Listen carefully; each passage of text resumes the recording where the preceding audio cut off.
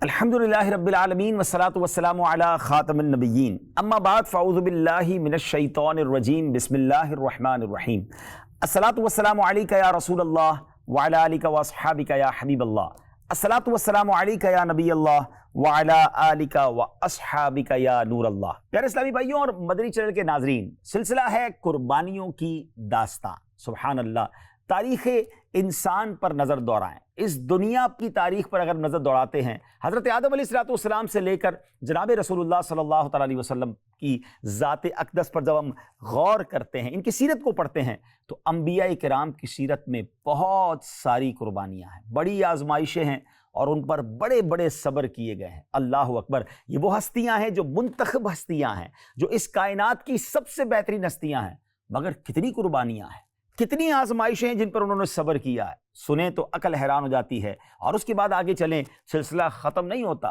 اس کے بعد پھر آگے چلیں تو صحابہ اکرام علیہم رضوان، اہل بیت اطہار، اولیاء کاملین، سبحان اللہ، ایسا لگتا ہے کہ اللہ والوں پر آزمائشیں آتی ہیں، وہ قربانی دیتے ہیں، وہ صبر کرتے ہیں، وہ اللہ کی رضا پر راضی رہتے ہیں اور پھر اللہ کی بارگاہ سے بڑے بڑے مرتبے پاتے ہیں۔ یہ دن قربانیوں کے دن ہیں۔ ذبیح اللہ حضرت اسماعیل علیہ السلام کی قربانی کی ہم سب یاد مناتے ہیں، مگر کیا ہمیں یہ پتہ ہے کہ یہ قربانی کی داستان کیسی داستان تھی، یہ کتنی بڑی قربانی تھی؟ تو انشاءاللہ اس پروگرام میں انبیاء کرام کی قربانیوں کے بارے میں بھی جانیں گے، اور خاص طور پر حضرت ابراہیم علیہ السلام کی سیرت، حضرت اسماعیل ذبیح اللہ کی وہ عظیم قربانی کے بارے میں بھی جانیں گے، تاکہ ہمارا ایمان مضبوط ہو۔ اور پھر جیسے جیسے پروگرام آگے بڑھتا جائے گا، صحابہ کرام اور اہل بیت کی قربانیوں کے بارے میں بھی جانیں گے۔ اس پروگرام کو بڑے غور سے ہم نے دیکھنا ہے۔ اس وقت ہم میں سے بھی بہت سارے عاشقان رسول مشکلوں میں ہوں گے، پریشانیوں میں ہوں گے، کسی تکلیف میں ہوں گے۔ جب اس طرح کی باتیں سنتے ہیں، اللہ والوں کا ذکر سنتے ہیں،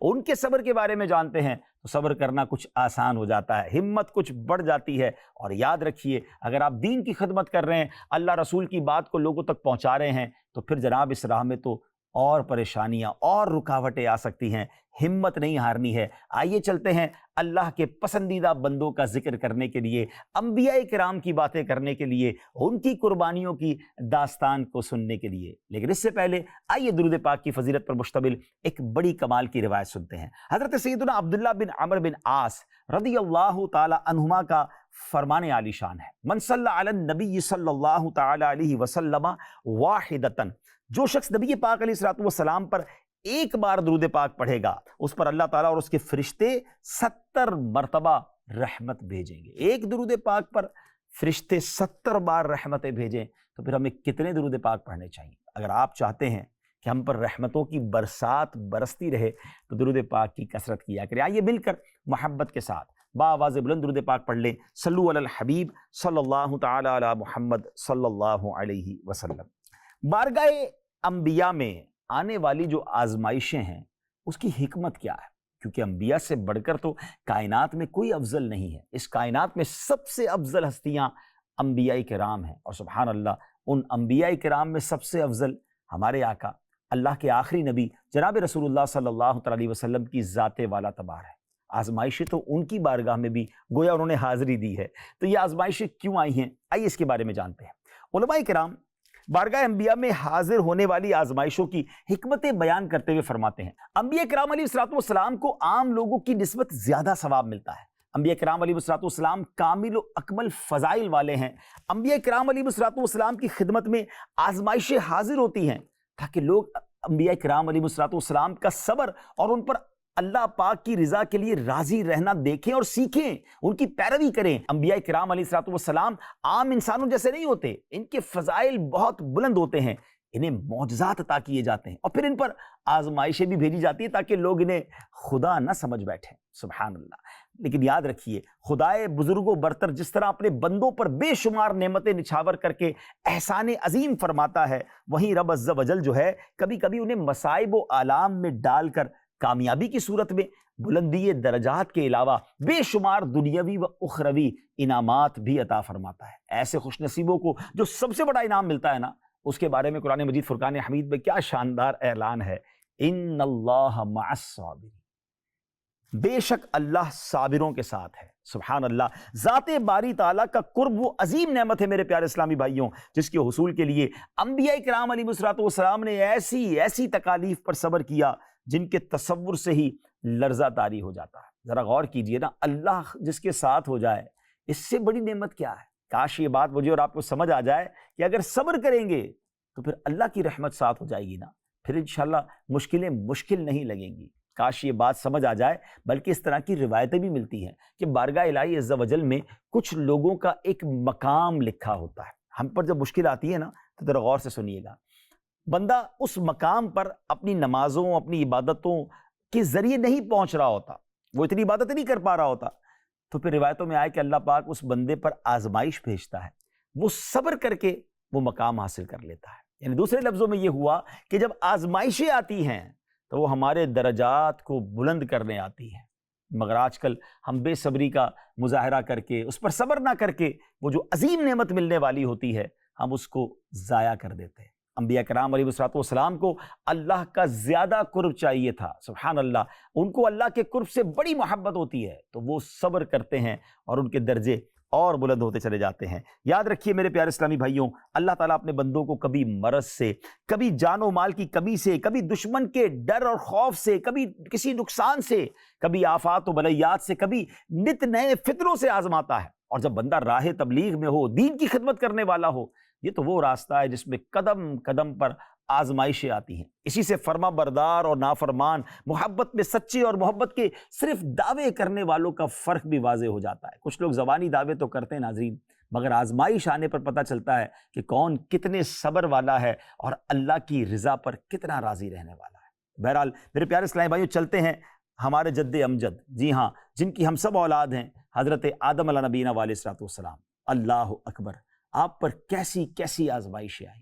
آپ کے بارے میں سیدنا حسن رضی اللہ تعالیٰ عنہ فرماتے ہیں کہ جب ہم سب کے باپ حضرت سیدنا آدم علیہ نبینا علیہ السلام جنت سے زمین پر اترے تو 300 سال تک اللہ عز و جل سے گریہ وزاری کرتے رہے، یہاں تک کہ اتنے آنسو بہے کہ آنسوؤں سے سراندیب کی جو وادیاں ہیں وہ جاری ہو گئی، یعنی گویا نہریں جاری ہو گئی۔ آپ یہ سراندیپ جو ہے بتایا جاتا ہے، جو آج کل جس کو ہم سری لنکا کہتے ہیں، وہاں پر ماؤنٹ آدم کے نام سے ایک پہاڑ بھی موجود ہے، جس کے بارے میں کہا جاتا ہے کہ حضرت آدم علیہ السلام جب دنیا میں تشریف لائے تھے تو سب سے پہلے وہاں تشریف لائے تھے۔ مگر آپ سوچئے کہ اللہ کے نبی ہیں اور 300 سال تک گریہ وزاری کرتے رہے، پھر آپ کی توبہ کیسے قبول ہوتی ہے؟ سبحان اللہ۔ اس میں بھی جناب رسول اللہ صلی اللہ علیہ وسلم کی شان کہ سبحان اللہ بتایا جاتا ہے کہ آپ نے اللہ کی بارگاہ میں جناب رسول اللہ صلی اللہ علیہ وسلم کا وسیلہ پیش کیا، ان کے صدقے سے توبہ کی التجا کی اور پھر وہ توبہ قبول کی گئی، اور آپ نے نبی پاک علیہ السلام کا نام اللہ کے عرش پر اللہ کے نام کے ساتھ لکھا ہوا دیکھا تھا، تو آپ نے عرض کیا مولا اسی کا صدقہ جس کا نام تیرے نام کے ساتھ موجود ہے، میری توبہ قبول فرما، اور رب عز و جل نے وہ پھر توبہ قبول فرمائی، اور سبحان اللہ عز و جل۔ تو اے میرے پیارے اسلامی بھائیوں، حضرت آدم علیہ نبینا علیہ السلام جو ہیں وہ گریہ وزاری کر رہے ہیں اور 300 سال تک اپنے رب کو منا رہے ہیں۔ مجھے بتائیے نا، آج ہم سے کتنے گناہ ہو جاتے ہیں۔ حضرت آدم علیہ السلام تو بے خطا ہیں، مگر ہم جو خطا کار ہیں، ہم جو گناہ گار ہیں، ہم کیا آنسو بہاتے ہیں اللہ کی بارگاہ میں۔ اور اگر کسی وجہ سے کوئی دعا کر بھی لیں، کوئی التجا کریں بھی، کسی چیز کی ضرورت بھی ہو، تھوڑے دنوں تک اگر وہ دعا قبول نہ ہو تو اللہ سے ہی ناراض ہو جاتے ہیں، اللہ کی بارگاہ میں شکوے کرنے لگ جاتے ہیں۔ ہمارے اللہ کے جو نبی ہیں صدیوں آنسو بہاتے ہیں، مگر اللہ کا در نہیں چھوڑتے، اللہ سے آس نہیں چھوڑتے، اللہ کی محبت دلوں سے کم نہیں ہوتی۔ کاش یہ بات ہمیں سیکھنے کو مل جائے۔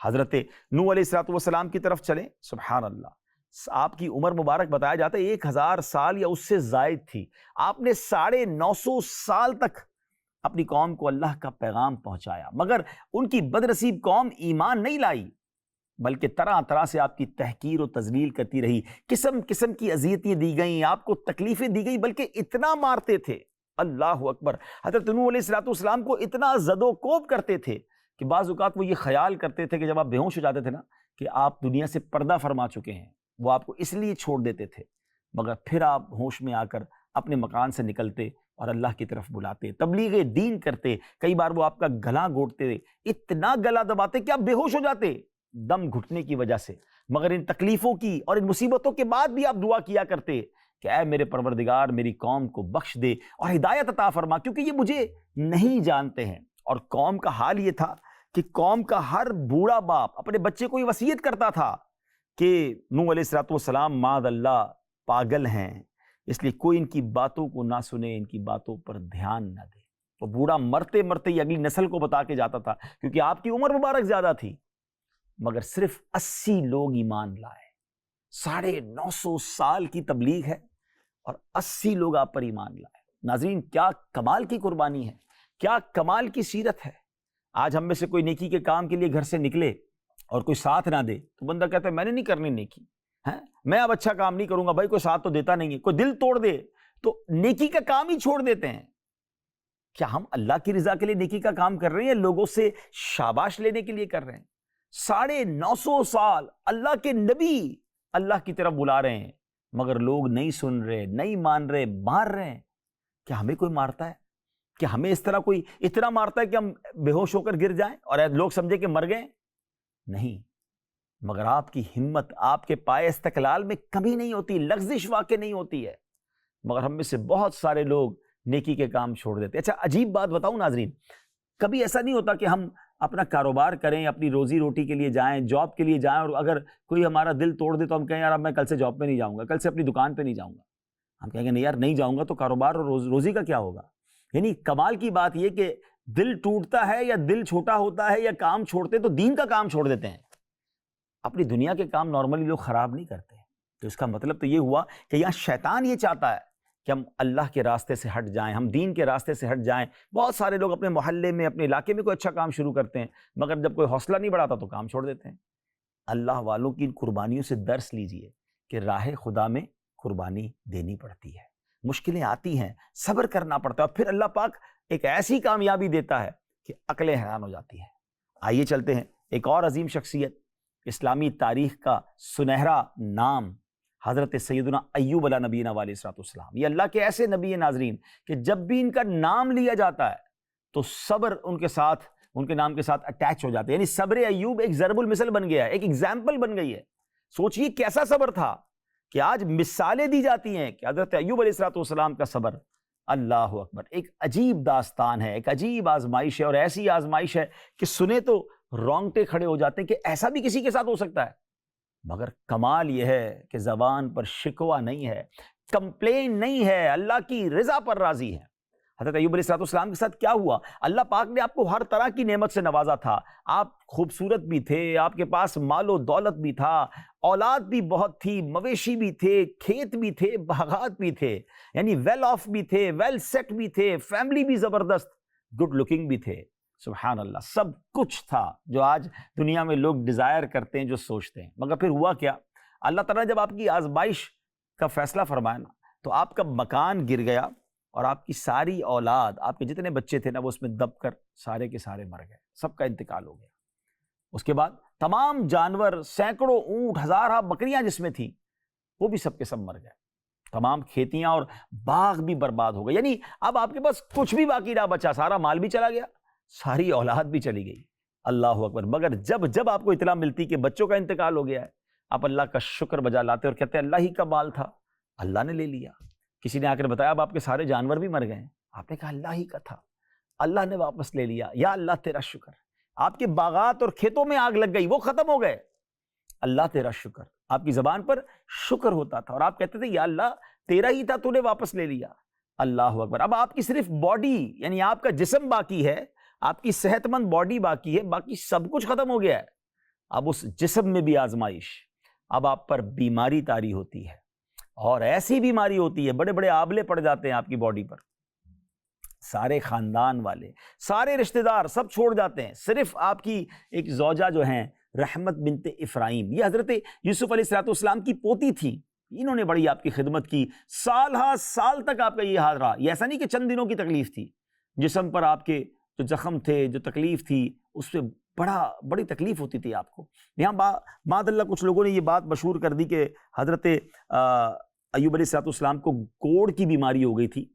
یاد رہے کہ یہ بالکل ٹھیک نہیں ہے۔ انبیاء کرام علیہ السلام کو کبھی بھی ایسا کوئی مرض نہیں ہو سکتا جس سے لوگ گھن کھا کر دور ہوں، کیونکہ اللہ نے آپ سب کو تبلیغ دین کے لیے بھیجا ہے، تو آپ کی باڈی میں ایسی کوئی چیز نہیں ہو سکتی کہ جس سے لوگ دور ہو جائیں۔ ہاں البتہ بیماری تھی، اور اس بیماری کی وجہ سے آپ بڑی تکلیف میں تھے، آپ کی زوجہ نے آپ کی بڑی خدمت کی، اللہ اکبر، آپ نے برسوں گزارے، پھر اللہ ہی کے حکم سے آپ نے اللہ کی بارگاہ میں ایک دعا کی. وہ دعا بھی قرآن کریم فرقان حمید میں موجود ہے. دعا کیا ہے؟ انی مسنی الضر وانت ارحم الراحمین. اے اللہ مجھے تکلیف پہنچی اور تو سب مہر والوں سے بڑھ کر مہر والا ہے، سب سے بڑا مہربانی کرنے والا، رحم کرنے والا ہے. اللہ سے عرض کر دی. اب کیا ہوا؟ اب آپ کے وہ دن آزمائش کے پورے ہو گئے ناظرین. اب سبحان اللہ کہتے ہیں نا ان مع العسر یسرا، ہر تنگی کے بعد راحت ہے، ہر اندھیرے کے بعد اجالا ہے، ہر جناب دھوپ کے بعد چھاؤں ہے. ہمیں صبر نہیں آتا، وقت نکلنا ہوتا ہے، وہ نکل جاتا ہے پھر خیر ہی خیر ہوتی ہے، مگر ہم وہ وقت جو مشکل کا ہوتا ہے نا، وہ شکوے میں، شکایات میں، کمپلین میں، بے صبری میں گزار کر سارا ثواب ضائع کر دیتے ہیں. وہ شاعر کہتے ہیں نا زباں پر شکوے رنج و علم لایا نہیں کرتے، نبی کے نام لیوا غم سے گھبرایا نہیں کرتے. تو اب کیا ہوا؟ آپ کو اللہ کریم کی بارگاہ سے حکم ملا کہ اے ایوب اپنا پاؤں زمین پر مارو. آپ نے زمین پر پاؤں مارا تو فوراً ایک چشمہ پھوٹ پڑا. حکم الہی ہوا کہ اس پانی سے غسل کرو. چنانچہ آپ نے غسل کیا تو آپ کے بدن کے جو تمام پرابلمز تھے، تمام جو بیماریاں تھیں نا، وہ ساری کی ساری دور ہو گئیں. پھر آپ 40 قدم دور چلے تو دوبارہ زمین پر قدم مارنے کا حکم دیا.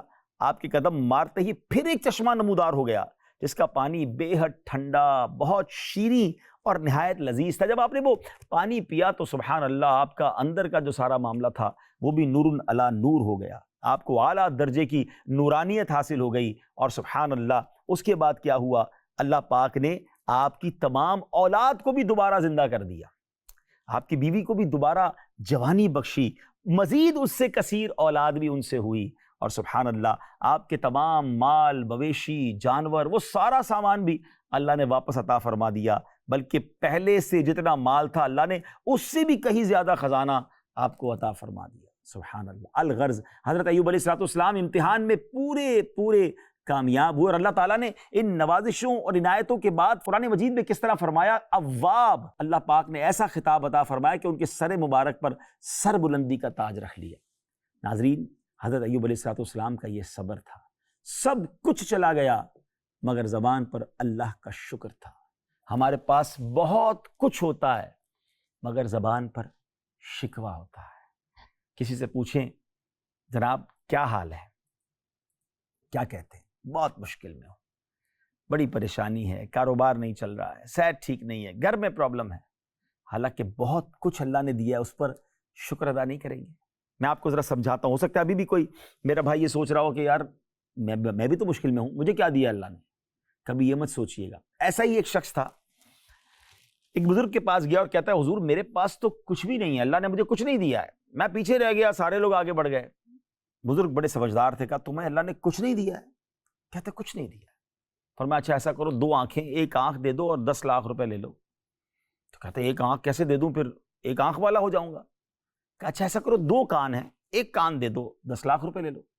کہتے حضرت بغیر کان والا ہو جاؤں گا، ایک کان رہ جائے گا. کہا اچھا ایسا کرو کہ تمہارے 2 ہاتھ ہیں، ایک ہاتھ دے دو، 10 لاکھ روپے لے لو. پھر منع کیا، کہا ایک پیر دے دو، 10 لاکھ روپے لے لو. وہ ایک ایک کر کے باڈی کے پارٹ گنواتے گئے، وہ منع کرتا گیا کہ نہیں حضرت میں کیسے دے دوں. پھر آپ نے بڑے کمال کا جملہ کہا کہ اللہ پاک نے کروڑوں کی پراپرٹی دی اور کہتے ہو اللہ نے کچھ نہیں دیا ہے. کبھی ہم اس بات کا شکر ادا نہیں کریں گے ناظرین؟ کبھی آپ نے کسی نابینا کو دیکھا ہے؟ چلے آپ ایک کام کرتے ہیں، جو مجھے اس وقت دیکھ رہے ہیں نا ناظرین، تھوڑی دیر کے لیے اپنی آنکھیں بند کیجیے. میں بھی بند کرتا ہوں، آپ بھی چند سیکنڈ کے لیے پلیز آنکھیں بند کیجیے. اب کھول لیجیے آنکھیں. جب آپ نے آنکھیں بند کی تھی آپ کو یہ ٹی وی کی اسکرین، یہ سوشل میڈیا کی اسکرین نظر نہیں آ رہی ہوگی. کیا نظر آ رہا تھا بتائیے نا؟ بلیک، کالی اسکرین نظر آ رہی تھی نا. مجھے بھی ایسے ہی نظر آ رہا تھا. پھر کیا ہوا؟ آنکھیں کھولی تو سب نظر آنے لگ گیا. جو آپ کو اور مجھے تھوڑی دیر پہلے بلیک کالی اسکرین یعنی اندھیرا نظر آ رہا تھا نا، آپ کو پتہ ہے نابینا کی ساری زندگی ایسی گزرتی ہے، اس کو ایسا ہی کچھ نظر آتا ہے، باقی کچھ نظر نہیں آتا. آپ سوچئے اگر میں اور آپ بغیر آنکھ والے ہوتے تو ہم کیا کر لیتے؟ اللہ نے آنکھیں دی ہیں، اس کا کوئی مول ہے؟ شکر ادا کیا کہ یا اللہ تیری مہربانی آنکھوں والا بنایا. میں بول رہا ہوں آپ سن رہے ہیں، میں نہ بول سکتا ہوتا تو؟ کبھی آپ نے سوچا یہ زبان کتنی بڑی نعمت ہے؟ کبھی سوچئے وہ لوگ جو نہیں بول پاتے، گونگے جو ہوتے ہیں، کتنا مشکل ہوتا ہے ان کو اپنی بات سمجھانا، اشارے کرتے ہیں، عجیب عجیب آوازیں نکالتے ہیں، لوگ ہنستے ہیں ان پر۔ اللہ نے مجھے اور آپ کو زبان سلامت دی ہے، آپ میری بات سن رہے ہیں، اس کا مطلب آپ کے کان بھی سلامت ہیں۔ اگر بہرے ہوتے تو ہم تو کیا کرتے ہیں؟ کبھی سوچا ہے آپ نے؟ بہت ساری نعمتیں اللہ نے دی۔ ناظرین، بہت ساری نعمتوں میں سے میں ایک اور آپ کو پریکٹیکل بتاتا ہوں۔ یہ پین ہے میرے پاس، یہ انگوٹھا ہے نا، کبھی اس انگوٹھے کی نعمت سمجھنی ہونا، اس انگوٹھے کو ٹیپ لگا لیں، بند کر دیں۔ آپ پین سے بھی کام نہیں کر سکیں گے، کیونکہ جب تک یہ انگوٹھا نہیں ہوگا نا، آپ گرپ نہیں کر سکیں گے چیزوں کو۔ ایک دن صرف اس ایک انگوٹھے کے بغیر بلکہ چند گھنٹے گزارنے کی کوشش کریں، آپ کو ریئلائز ہو جائے گا کہ یہ کتنا اہم ہے۔ اور کس کس باڈی پارٹ کی میں بات کروں، ہمارے پیر سلامت ہیں، ہاتھ سلامت ہیں، ہمارے گردے سلامت ہیں۔ جائیے نا کبھی کسی ہاسپٹل کے ایمرجنسی وارڈ میں اور جا کر دیکھیے لوگ زندگی کیسے گزارتے ہیں، ڈائلسس کرنے والے کی زندگی کیسے گزرتی ہے، کیسی کیسی بیماریاں ہیں لوگوں کو۔ اتنا کچھ ہے، پھر بھی صبر نہیں ہے، پھر بھی شکر نہیں ہے۔ ایسا نہ کریں ناظرین۔ یہ دن جہاں اللہ والوں کی قربانی کی یاد دلاتے ہیں، وہاں یہ بھی تو سکھاتے ہیں کہ صبر کرنا ہے، شکر ادا کرنا ہے اللہ کا۔ اللہ نے بہت دیا ہے مجھے اور آپ کو، یقین کریں، ہم بہت بہت اللہ کا احسان ہے۔ جو ہے اس پر خوش رہے نا، جو نہیں ہے اس کی ٹینشن کیوں لیتے ہیں؟ تو کاش حضرت ایوب علیہ السلام کے صبر کا صدقہ مجھے اور آپ کو بھی مل جائے۔ آئیے چلتے اللہ کے ایک اور نبی کی بات کرتے ہیں، سیدنا زکریا علی نبینا علیہ السلام۔ آئے ہائے، جب یہود کے حملے کی وجہ سے شہر سے باہر نکلے، کہیں روپوش ہو جائیں، تو یہود ان کے پیچھے بھاگے، تو آپ نے قریب ایک درخت دیکھ کر اس سے کہا، اے درخت مجھے اپنے اندر چھپا لے۔ درخت چر گیا اور آپ اس پہ روپوش ہو گئے۔ جب یہود وہاں پہنچے تو شیطان نے انہیں ساری بات بتلا کر کہا کہ اس درخت کو آری سے 2 ٹکڑے کر لو۔ چنانچہ ایسا ہی کیا گیا، یعنی شیطان نے گویا مخبری کر دی۔ ذرا غور کریں کہ آری سے 2 ٹکڑے کر دیے گئے۔ حضرت یوسف علیہ السلام کا واقعہ تو سنا ہوگا نا آپ نے۔ اللہ اکبر، آپ کا کنویں میں ڈالا جانا، غلام بن کر بیچا جانا، قید خانے میں ڈالا جانا۔ یعنی سچ بتاؤں، اگر صرف حضرت یوسف علیہ السلام کی سیرت میں بیان کرنا شروع کروں اور صرف تفسیر سورہ یوسف ہم پڑھیں، اللہ اکبر، کتنے مد و جزر ہیں، کتنے اپ اینڈ ڈاؤنز ہیں حضرت یوسف علیہ السلام کی زندگی میں۔ یعنی قرآن نے اس کو احسن القصص کہا گیا۔ بھائیوں نے مار کر، باندھ کر، لہو لہان کر کے کنویں میں ڈال دیا تھا نا، یعنی انہوں نے تو کسر نہیں چھوڑی تھی آپ کو مارنے میں۔ اور سبحان اللہ، صبر کیا تو اللہ نے اندھیرے کنویں سے نکال کر مصر کا بادشاہ بنا دیا۔ پڑھے تو صحیح، کیسا واقعہ ہے۔ تو کیا پتہ چلتا ہے؟ ان اللہ مع الصابرین، قربانی دی ہے انبیاء نے۔ حضرت یعقوب علیہ السلام، اوئے ہوئے ہوئے، آپ کی کیا کیفیت تھی کہ آپ علیہ السلام کو جب پتا چلا کہ حضرت یوسف علیہ السلام آپ سے جدا ہو گئے ہیں، تو کتنے آنسو بہائے آپ نے، کتنا غم ہوا آپ کو، آپ کی بینائی کا ذوف بڑھ گیا۔ اللہ تعالیٰ نے حضرت یعقوب علیہ السلام کی طرف وہی فرمائی، تمہیں معلوم ہے کہ میں نے تمہیں تمہارے بیٹے یوسف سے کیوں جدا کیا؟ انہوں نے عرض کی نہیں۔ اللہ تعالیٰ نے ارشاد فرمایا کہ تمہارے اس قول کی وجہ سے جو تم نے اس کے بھائیوں سے کہا تھا، اخاف ان یاکلہ الذئب وانتم عنہ غافلون۔ فرمایا کہ ترجمہ کیا ہے اس کا؟ میں ڈرتا ہوں کہ اسے بھیڑیا کھا لے اور تم اس سے بے خبر رہو۔ تم نے اس کے بارے میں بھیڑیے کا تو خوف کیا، لیکن مجھ سے امید کی طرف توجہ نہ کی۔ اللہ اکبر، تم نے اس کے بھائیوں کی غفلت کی طرف تو نظر کی، لیکن اس کی طرف نظر نہ کی کہ اس کی حفاظت میرے ذمے ہے۔ کیا تم جانتے ہو کہ میں نے اسے تمہاری طرف کیوں لوٹا دیا؟ آپ نے عرض کی نہیں میرے مالک۔ ارشاد فرمایا اس لیے کہ تم نے مجھ سے امید رکھتے ہوئے یوں کہا، اللہ اکبر، عسى اللہ ان یأتینی بہم جمیعا، قریب ہے کہ اللہ ان سب کو مجھ سے لا ملائے۔ اور اس لیے کہ تم نے یہ بھی کہا، اذهبوا فتحسسوا من یوسف واخیہ ولا تیأسوا من روح اللہ۔ ترجمہ، جاؤ یوسف اور اس کے بھائی کا سراغ لگاؤ اور اللہ کی رحمت سے نا امید نہ ہو۔ اللہ اکبر، ذرا غور کیجئے میرے پیارے اسلامی بھائیوں، یعنی اللہ سے امید رکھی تو بیٹا واپس مل گیا، اللہ کی رحمت کی طرف توجہ نہ ہے تو وہ دور کر دیا گیا۔ اب میں اور آپ غور کریں، یہ اب سب کی تربیت ہے۔ قرآنی یہ واقعات ہمیں بتاتے ہیں کہ مشکل میں ہیں، رب سے مانگیں، اللہ کی رحمت پر بھروسہ رکھیں، اللہ سے امید رکھیں، وہ آپ کی مشکل دور فرما دے گا۔ پرابلم یہی تو ہے ہمارا، ہم سب پر بھروسہ کرتے ہیں، ہم رب پر بھروسہ نہیں کرتے۔ ہم سب کے پاس جاتے ہیں، ہم رب کے پاس نہیں جاتے، پھر کہتے ہیں میرے مسئلے حل نہیں ہوتے۔ اللہ نے تو خود فرمایا، ادعونی استجب لکم، مانگو میں تمہاری دعائیں قبول کروں گا، مگر ہم اللہ کی بارگاہ میں نہیں جاتے۔ تو اے میرے پیارے اسلامی بھائیوں، کس کس نبی علیہ الصلوۃ والسلام کا میں واقعہ سناؤں؟ اے میرے پیارے اسلامی بھائیوں، صوفیہ کرام فرماتے ہیں جو کسی بڑی مصیبت میں گرفتار ہو اور وہ 450 بار حسبنا اللہ و نعم الوکیل پڑھے تو اللہ عز و جل اسے اس مصیبت سے نجات عطا فرمائے گا۔ تو آج یہ وظیفہ بھی لے کر جائیے کہ یہ وظیفہ پڑھنا ہے۔ اگر کسی مشکل میں آ جائیں، کسی پریشانی میں آ جائیں، یہ وظیفہ پڑھیں، حسبنا اللہ و نعم الوکیل نعم المولا و نعم النصیر۔ انشاءاللہ اس کی برکت سے ہماری مشکل دور ہو جائے گی۔ ہم نے کچھ انبیاء کرام کے واقعات سنے ہیں، قربانیوں کی ایک عظیم داستان ہے۔ انشاءاللہ اگلے پروگرام میں کچھ اور ایسے واقعات سنیں گے جو ہمارے ایمان کو بھی اسٹرینتھن کریں، مضبوط کریں، اور ہمیں اس بات کے لیے تیار رہنا چاہیے۔ دیکھیں نا، رب کریم نے قرآن مجید میں خود ارشاد فرمایا وَلَنَبْلُوَنَّكُمْ بِشَيْءٍ مِّنَ الْخَوْفِ وَالْجُوعِ وَنَقْصٍ مِّنَ الْأَمْوَالِ وَالْأَنفُسِ وَالثَّمَرَاتِ، یعنی اللہ نے فرمایا ہم ان قریب تمہیں آزمائیں گے۔ اچھا آزمائیں گے، پھر وہ لسٹ بھی بتا دی کن چیزوں سے آزمائیں گے۔ فرمایا ہم تمہیں خوف سے آزمائیں گے، دشمن کا خوف ہو جائے گا، والجوع بھوک سے آزمائیں گے، پھر فرمایا کہ تمہاری جان سے آزمائیں گے، تمہارے مالوں اور پھلوں کی کمی سے آزمائیں گے۔ ذرا غور کیجئے نا، وَلَنَبْلُوَنَّكُمْ بِشَيْءٍ مِّنَ الْخَوْفِ وَالْجُوعِ وَنَقْصٍ مِّنَ الْأَمْوَالِ، مال بھی خراب ہو سکتے ہیں، کاروبار میں نقصان ہو سکتا ہے، وَالْأَنفُسِ وَالثَّمَرَاتِ، باڈی میں پرابلم آئے گی، بیماریاں آئیں گی، ثمرات پھل کم ہو جائیں گے۔ یہی تو ہوتا ہے نا، کاروبار ڈسٹرب ہو جاتا ہے، بیماری آ جاتی ہے، خوف لگ جاتا ہے، بچوں میں پرابلم آ جاتی ہے۔ مگر آگے قرآن نے فرمایا کیا؟ ذرا غور کیجئے، امتحان کا بھی بتایا اور اس کا ریوارڈ بھی بتایا، وَبَشِّرِ الصَّابِرِينَ، مگر خوشخبری ہے صبر والوں کے لیے۔ خوشخبری کیا ہے؟ الذین اذا اصابتهم مصیبہ قالوا انا للہ وانا الیہ راجعون، کہ جب ان پر کوئی مصیبت آتی ہے تو کیا کہتے ہیں؟ ہم اللہ ہی کا مال ہے اور اللہ ہی کی طرف لوٹ جانا ہے۔